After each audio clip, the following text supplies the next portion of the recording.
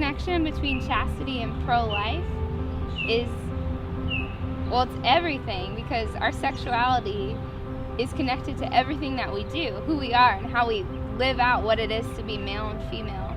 But specifically, there's a statistic that says that 85% of women who go in to have an abortion are unmarried to the father of that baby that they're aborting. And most of these women aren't married at all. So that tells us a lot. That tells us that these women are having sex outside of marriage or before marriage at all. And if they had brought this life into the world in different circumstances, perhaps if they had a husband, a job, a stable family life, they would be more willing to take this life in and understand the value of this child. But our society is such that we're lied to about the dignity of the baby. We're told that a baby is a burden and not a gift of love. So until we really understand as women that we are worthy and we have dignity, we won't understand that the life inside of us has dignity and is worthy of life. You know, the pro-life message is one of understanding our own dignity as people created in God's image and likeness.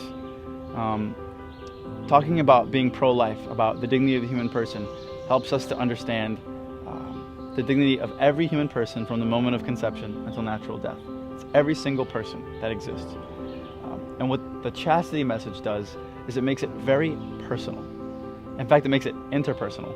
So the chastity message helps us to understand that my sexuality, for me, being masculine, affects me and those around me when I live it out in the proper way or when I live it out the wrong way.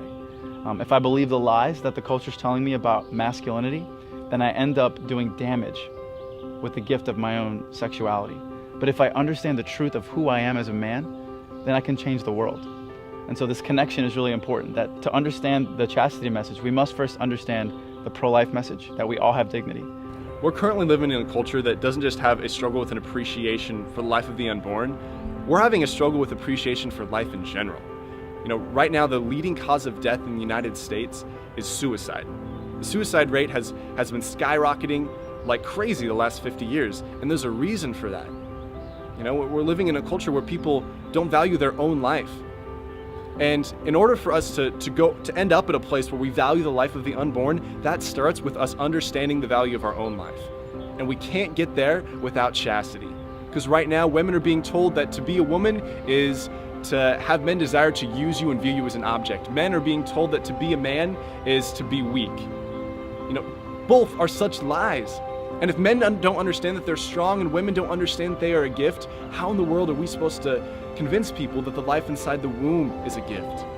And so this begins with us understanding our own value. Because if we don't get there, we're not going to be able to save the lives of the most innocent and the most precious.